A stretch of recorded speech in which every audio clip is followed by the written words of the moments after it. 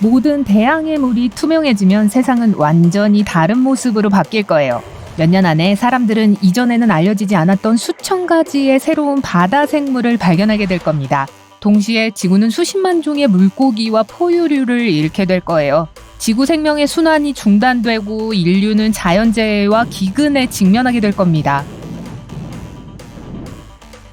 처음엔 그저 놀랍기만 할 거예요. 대서양 어딘가에서 고급 여객선을 타고 항해하고 있다고 상상해보세요. 갑자기 비명소리가 들립니다. 충격을 받은 승객들은 모두 갑판 가장자리로 몰려가 믿을 수 없는 광경을 바라봅니다. 배가 하늘 높이 떠 있는 것 같아요. 그 아래 물은 완전히 투명합니다. 여러분은 수중 화산과 온갖 색깔과 색조의 산호초를 볼 수 있어요. 바닥은 수면으로부터 수천 미터 떨어져 있기 때문에 배가 땅 위로 높이 떠 있는 것 같은 느낌이 듭니다. 오직 이 하늘에서 헤엄치고 있는 물고기만이 우리 배가 아직 물 위에 있다는 것을 알려줍니다. 바다는 약 5%가 탐험되었습니다. 불과 1년 만에 이 숫자는 70%로 증가했습니다. 인류는 우주를 연구하기 위해 강력한 망원경을 사용합니다. 이제 물이 투명해지면서 모든 과학자들은 망원경을 해저 쪽으로 돌립니다. 매일 사람들은 새로운 종류의 환상적인 해양 생물을 발견해요. 대부분은 꽤 무섭게 생겼습니다. 거대한 문어, 투명한 조개, 못생기고 이빨이 있는 물고기, 바다 거미, 무지개 해파리까지. 마리아나 해구는 이제 완전히 탐험될 수 있어요. 이 세상에 크라켄, 메갈로돈 또는 바다 괴물이 있다면 사람들은 곧 알게 될 겁니다. 해변에서 휴식을 취하는 건 그 어느 때보다도 인기가 높지만 이제 물에서 수영하는 것이 조금 무섭습니다. 여러분이 망망대해에서 요트를 타고 있다고 상상해보세요. 더위를 식히기 위해 갑판에서 물로 뛰어들기를 결심합니다. 아래를 내려다보고 어지러움을 느낍니다. 게다가 저기 깊숙한 곳에는 집채만한 거대 오징어가 있어요. 너무 멀리 있어서 여러분에게 다가오진 않겠지만 여전히 소름이 끼칩니다. 비행기가 바다 위를 날 때 마치 2배나 더 높이 하늘을 나는 것처럼 보입니다. 물 위에서 스카이다이빙 하는 것은 인기 있는 스포츠가 되고 있어요. 스카이다이빙의 평균 고도는 3,000m입니다. 하지만 만약 바다 위에서 점프를 한다면 마치 11,000m 높이에서 뛰어내리는 느낌일 거예요. 우주에서 뛰어내리는 것 같을걸요? 모든 물고기가 수면에서 보이기 때문에 낚시는 더 수익성이 높아졌습니다. 멀리 떨어진 배가 한때 물고기들을 발견하고 잡습니다. 이러한 가시성 때문에 많은 어업 회사들 간의 경쟁이 심해졌어요. 두 척의 배가 같은 물고기를 잡으려고 하다가 충돌이 일어납니다. 바다의 물은 경계로 나뉩니다. 회사들은 마치 땅을 사고 팔듯이 바다를 사기 시작했어요. 어부들은 알려지지 않은 생물들을 사냥하기 시작했습니다. 회사들은 수중 깊숙한 곳에서 물고기를 잡기 위해 값비싼 심해 잠수정을 만듭니다. 이 때문에 희귀종 돌고래, 고래, 상어, 기타 여러 바다 생물들이 멸종 위기에 처하게 됩니다. 많은 국가의 정부들은 밀렵꾼들과 싸우기 위해 많은 돈을 씁니다. 전 세계적으로 점점 더 많은 사람들이 보물 사냥꾼이 되고 있어요. 바다 위로 헬리콥터를 타고 몇 킬로미터를 비행하면 해저에 침몰한 배들이 흩어져 있는 걸 볼 수 있어요. 지난 세기에 오래된 해적선들, 사라진 것으로 여겨졌던 현대 선박들이죠. 수백 명의 잠수부들이 침몰선을 탐험하기 위해 해저로 헤엄쳐 갑니다. 그곳에서 발견된 보물들은 수천, 수백만 달러에 팔리기도 합니다. 선박 외에도 물에 잠긴 고대 도시도 발견됩니다. 세계 역사의 새로운 장이 전 세계의 과학자들에게 열립니다. 사람들은 마침내 아틀란티스의 신비를 해결하고 왜 선박들이 버뮤다 삼각지대에서 사라지는지 알아낼 거예요. 세계의 난파선의 수가 현저하게 감소합니다. 배가 침몰해도 구조대원들은 재빨리 이를 알아차리고 날아가서 돕죠. 잠수함은 더 이상 세계 어느 곳에서도 항해하지 않습니다. 잠수함은 비밀 스텔스 함정의 역할을 했지만 이제 모든 비밀은 바다와 함께 투명해졌습니다. 보물 외에도 바다에 버려진 모든 쓰레기가 눈에 보입니다. 수십억 톤의 플라스틱이 인류의 눈앞에 놓여 있어요. 모든 물에는 다른 색깔과 다른 크기의 쓰레기가 널려 있습니다. 해양 생물이 얼마나 고통을 겪고 있는지 부인할 수 없습니다. 모른 척하는 건 불가능해요. 사람들은 바다를 살리기로 합니다. 많은 나라에서 바다로 플라스틱을 방출하는 것은 불법이 됩니다.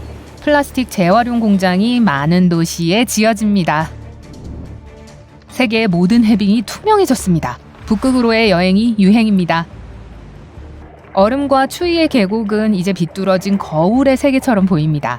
어떤 얼음은 너무 투명해서 보이지도 않아요.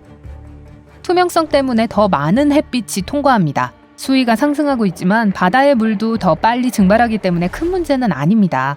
이 거대한 증기는 거대한 폭풍 구름으로 응축됩니다. 몇 주, 심지어 몇 달 동안 폭우가 쏟아집니다. 몇몇 도시들은 물에 잠겼습니다. 많은 나라들이 비상사태를 선포했습니다. 이전에 얼음은 그 흰색 덕분에 태양의 광선을 반사해서 우주로 돌려보냈습니다. 이제 거대한 얼음덩어리, 국가만한 크기의 얼음덩어리가 빛을 통과시킵니다. 지구는 너무 많은 자외선을 받습니다. 이 때문에 대기는 파괴되고 있어요. 매년 점점 더 많은 태양 방사선이 지구를 관통합니다. 이는 농작물에 영향을 미치고 모든 생명체의 질병 발생률을 증가시키고요. 이것은 문제의 시작에 불과합니다. 바다는 식물성 플랑크톤, 해초와 같이 작은 유기체가 생존하는 데 필요한 많은 미세한 물질을 포함하고 있습니다. 이것들은 더 큰 생물의 먹이가 됩니다. 크릴이죠. 남극의 생명체는 크릴에 의존합니다. 물고기, 고래, 펭귄은 크릴을 먹고 삽니다. 크릴이 없다면 큰 포식자들이 먹을 수 있는 먹이들이 사라질 거예요. 바다는 소금과 다양한 작은 미생물, 해조류, 영양소가 든 진흙 때문에 파랗게 보입니다. 물이 맑아지자마자 모든 영양분을 잃게 됩니다. 많은 물고기들과 해양 포유 동물들이 지구에서 사라지고 있어요. 햇빛은 바다의 가장 깊은 곳까지 침투합니다. 그곳에 살던 바다 생물들은 햇빛에 익숙하지 않습니다. 새로운 조건은 그들의 삶에 악영향을 미칩니다. 사람들은 매우 많은 새로운 종을 발견했지만 거의 모든 종을 그만큼 빨리 잃었습니다. 태양 때문에 물은 더 뜨거워지고 산소의 양은 감소합니다. 물고기는 이제 배가 고플 뿐만 아니라 숨도 쉴 수 없어요. 전 세계적으로 물고기가 부족합니다. 낚시로 생계를 유지하던 도시들이 점점 더 가난해지고 있어요. 갈매기, 곰, 물개, 그리고 많은 다른 동물들이 먹이를 찾지 못해서 멸종 위기에 처해 있습니다. 식당에서 생선은 값비싼 별미가 됩니다. 사람들은 인공 호수를 만들어서 물고기를 기르지만 지구를 구하기에는 충분하지 않습니다.